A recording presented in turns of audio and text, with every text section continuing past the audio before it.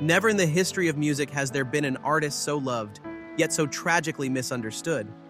Michael Jackson was more than just a global superstar. He was a man who carried a lifetime of pain behind his iconic smile. The world saw the legend, but few truly understood the suffering he endured. And some of these stories, they're heartbreaking. Michael Jackson's life was filled with achievements that no artist has ever come close to replicating. He broke records, inspired millions, and shaped the music industry forever. But behind the glitz and glamour, there was a man who was deeply lonely, constantly betrayed, and forced to endure pain, both physical and emotional. From childhood abuse to media crucifixion, from personal betrayals to being robbed of his peace, Michael's story is filled with moments that will make you question, was the price of his success worth it?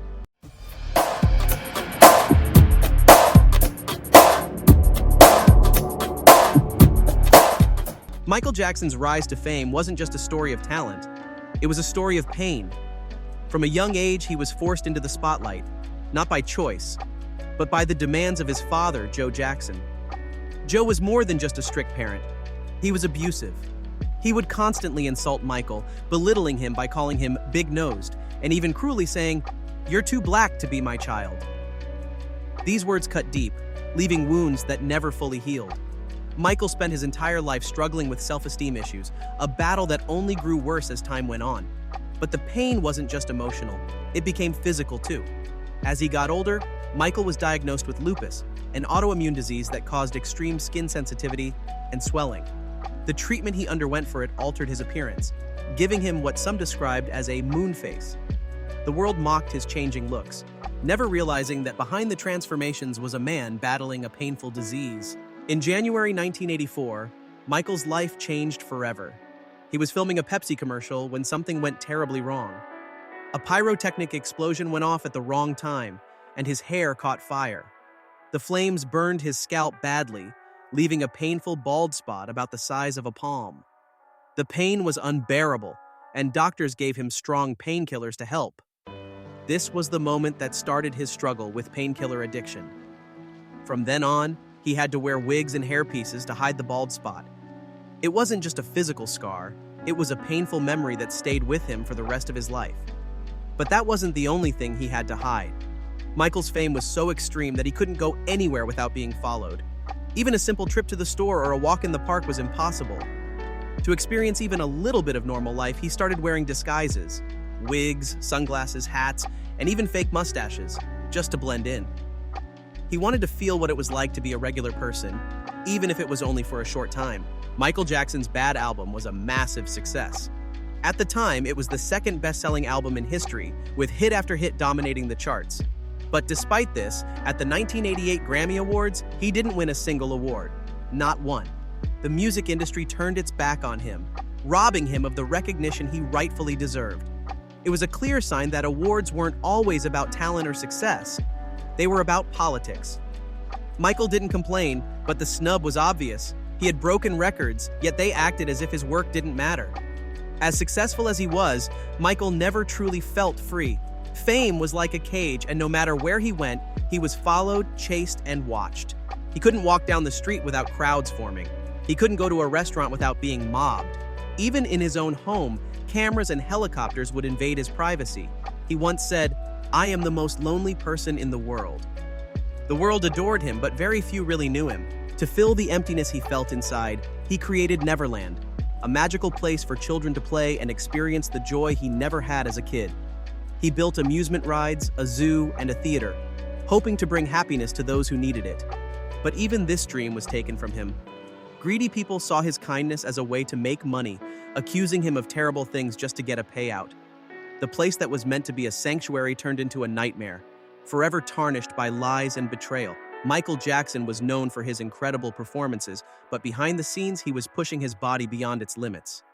He would rehearse for hours, barely eat, and suffer from extreme exhaustion and dehydration. There were times when he was so weak that he collapsed on stage, yet no matter how much pain he was in, he refused to cancel a show. He believed his fans came first, and he didn't want to disappoint them. Even when his body was screaming for rest, he kept going, giving everything he had until he physically couldn't anymore. But while he gave so much to the world, not everyone around him had good intentions. Michael was surrounded by fake friends and greedy people who only cared about what they could get from him. Some pretended to love him, only to betray him later. Others took advantage of his generosity, using him for money or fame. It was heartbreaking. He wanted to believe in people, but time and time again, he was let down. In the middle of all this, there was one rare moment of joy.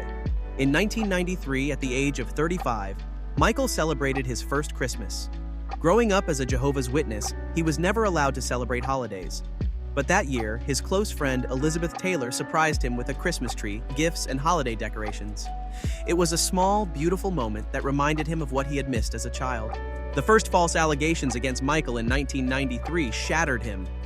He had spent his whole life spreading love and helping children, only to be accused of something he never did. The media ran with the story, dragging his name through the mud. His image was tarnished forever, and he lost so much, not just financially, but emotionally. He later admitted that settling the case was the worst mistake of his life. He didn't want to pay. He wanted to fight to prove his innocence. But the pressure was too much, and his advisors convinced him it was the only way to move forward. In the end, it wasn't about justice. It was an extortion attempt, a way to steal from him under the guise of lies. The pain from the accusations wasn't just inside him, it showed on stage. During his first performance after the scandal, in front of thousands of fans, he took off his glasses, and everyone saw the tears running down his face. Despite everything, he never stopped smiling for his fans. But deep down, Michael hated his smile. He once said he didn't like the way it looked, yet he kept smiling because he knew his fans loved it. And if you search the most beautiful smile in the world, Michael's face is still there.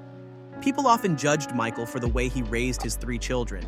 Because he was a single father and kept them out of the public eye, many questioned his parenting. But in reality, he was a loving and devoted dad who only wanted to protect his kids from the harsh world that had hurt him so much. He gave them a childhood filled with love, something he never had growing up. While outsiders criticized his choices, those who knew him saw that his children were his greatest joy. By 2001, Michael's addiction was at its worst. It started after he hurt his back on stage in 1999, and the pain never went away. He had to take painkillers just to get through the day. Around the same time, he also had a close call with danger. On September 10, 2001, a photo was taken of him in New York. He was supposed to be at the Twin Towers the next day, but for some reason, he didn't go. That decision may have saved his life. In 2002, Michael was invited to the MTV Video Music Awards on his birthday. On stage, he was handed a trophy, and he truly believed he was receiving the Artist of the Millennium Award. But the truth was, there was no such award. MTV never planned to give him a real honor. They just wanted him there to boost their ratings. They used his name for attention, making him believe he was being celebrated, only to embarrass him in front of the world. A year later, things got even worse. In 2003, Michael was arrested, and the way he was treated was shocking. The police didn't just arrest him, they humiliated him. He was bruised and mishandled, a victim of police brutality. But the worst part? They locked him in a filthy bathroom, covered in feces, for 45 minutes. This was a man who had spent his life giving to the world. Yet when he needed fairness and dignity, he was treated like nothing. When Michael showed up to court in his pajamas, the media mocked him, making it seem like he was being careless. But the truth was much different. That morning, he was rushed to the hospital because he was in severe pain. Despite this, the judge, who was clearly against him, ordered that if he didn't appear in court, he would be thrown in jail. Michael had no choice but to show up, even though he could barely walk. That's why his bodyguards had to hold him up. But instead of showing concern, the media turned it into a joke, ignoring the fact that he was suffering. Even the king of pop had struggles. Behind the music and fame, all he wanted was love and acceptance. But instead of kindness, he was judged, used, and hurt. Even when he was sick and could barely stand, the world still made fun of him. But no matter what, he never stopped. He kept smiling, kept giving, and kept performing for the people who truly loved him. Michael spent his life trying to make the world a better place, but in the end, the world wasn't kind to him.